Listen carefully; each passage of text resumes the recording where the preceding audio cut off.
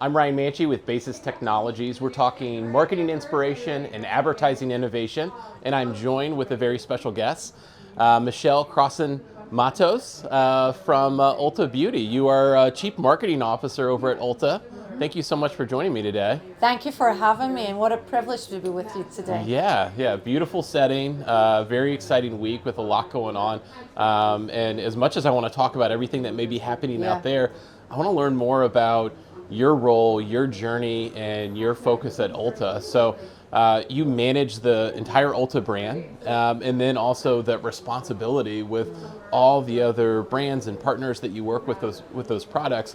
Can you talk about how you are so successful in those like secrets to win that you've discovered in your 4 or 5 months with the company? Yeah, I just started 4.5 months ago. So Ulta Beauty started out 33 years ago by two entrepreneurs who figured out that the beauty care market was ripe for innovation. And this is really important because what they figured out is that as a shopper, you often buy mass products, but you often splurge in some luxury products. And they figured out there was no retailer that actually housed both. And so way back in the day, that actually was the first form of innovation that Ulta Beauty brought to market, housing all of those lineups together, all the way from mass right the way to prestige and luxury. So today, for instance, we have e.l.f. all the way to Chanel and Dior, which is exciting for our consumers. And so for us, it's so important being the #1 US beauty retailer that in fact we're everywhere in the United States, every state. We're in strip malls so that we're accessible for all the kids out there, for all the mums out there, for every beauty enthusiast, so that they can enjoy the beauty world. That's amazing. That's amazing. So, and if I look back at your career, you've got a pretty storied career, and like continue to build upon that.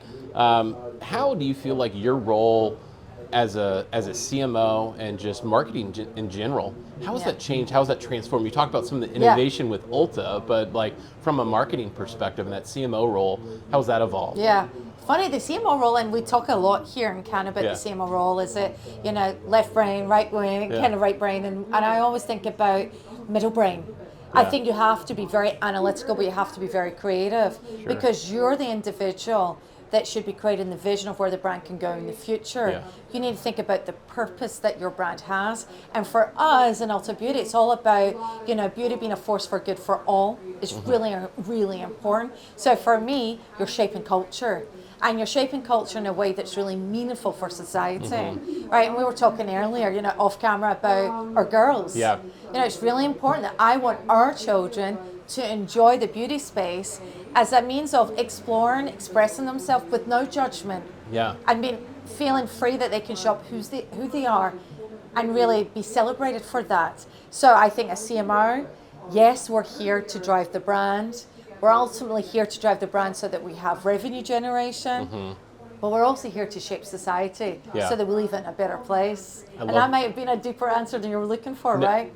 No, I think that's fantastic. And you mentioned some of the initiatives that you all have around that. And I love that that's kind of like guiding, there's some foundation there, that it's not just about profitability and growing the business. Obviously that's critically important, but you sit in a unique space. Can you talk about what some of those campaigns are, what some of those initiatives are, about the kind of like doing more of the good, right? I love it, Right, so my world is kind of split in two. I have brand partners, I talk about Chanel, Dior, e.l.f., Tula, and then I have Ulta Beauty brand. So fundamentally, my role is to build their brands and also to build Ulta Beauty brand.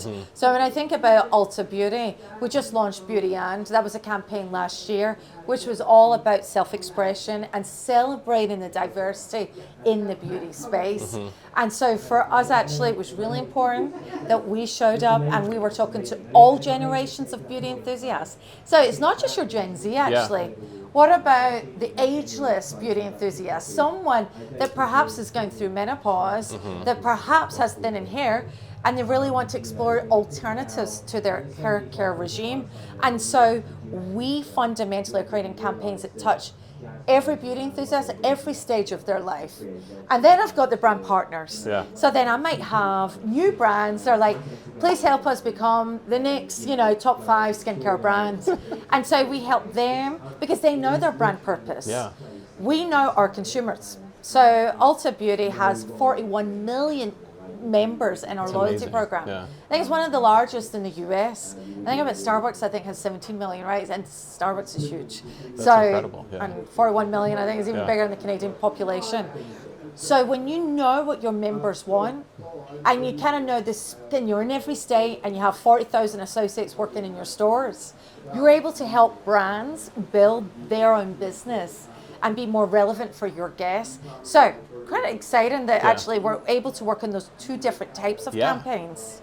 That's incredible. That's a huge amount of data that you all are sitting on. And I know that last year, before your time, but I know it's an area of focus, the retail media and commerce media is like such a big thing in the industry, but I feel like y'all were early. We were early. Coming out with it. Can you talk a little bit about why that was the right time for the company and how that is kind of evolving and expanding and the success that you've seen with it? Yeah, because our brand partners are constantly asking us, tell us, what is the framework for success? Yeah. What's really important? Help us with our media choices. That'd be a common question. And so it felt very, very natural for us. So, okay, have a retail media network and be able to use our first party data with your campaigns, which we can help you target with precision, but also help them with their content as well and drive even more personalized content. So that's something that we've been doing since 2021. It gets bigger every month, every year. We're very excited about it. In fact, we're here in Cannes and we're talking to many brands that want to access our tools and our insights, because the insights was really important. So it's not just about, can we have this first party data and can we do laser targeting? It's about this closed loop reporting, be able to know and pivot. Is it working? Is it not? How can we enhance it? Yeah. So we're very excited about this. Right now, it's much more of an app and a .com. It can be on and off site. But imagine when we take it to the in-store environment.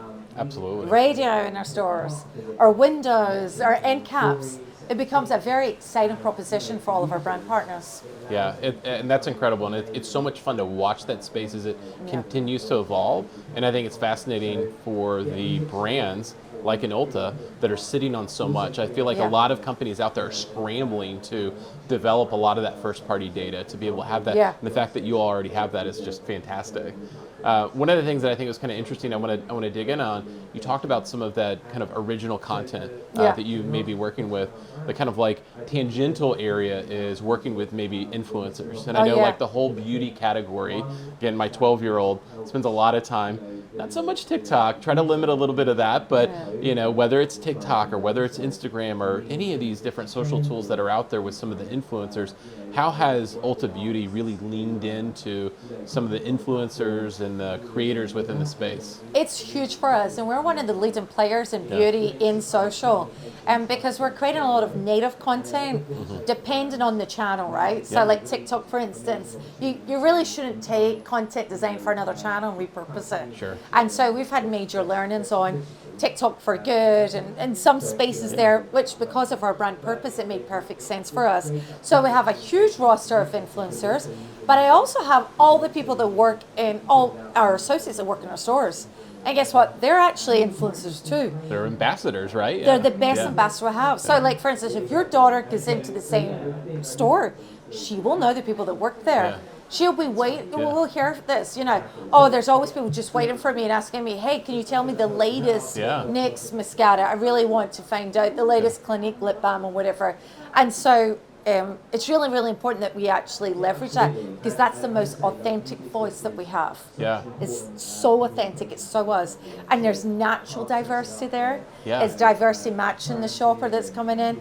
So actually I get very excited about the programs that we have for influencers. I get excited about the native content, but I get even more excited about our own people, our own associates, and what they can do. That's amazing. I feel like the trust and the hiring great people and supporting them and empowering them, I feel like a lot of brands, that may be scary for them to put their employees, maybe those frontline service focused employees in that position. But I love that y'all are really embracing that.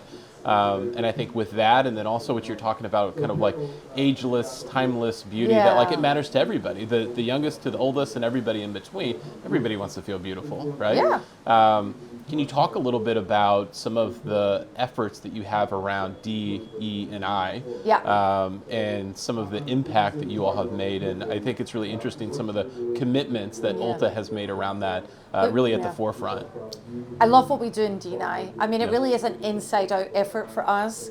But I'd say one of the programs that I really love is the Muse Accelerator program, where we invite founders to join this program, and our merchants, and I've actually, many of our leaders and other founders are mentoring these founders and helping them build their own brands, helping them think about their business case, their P&L, their go-to-market.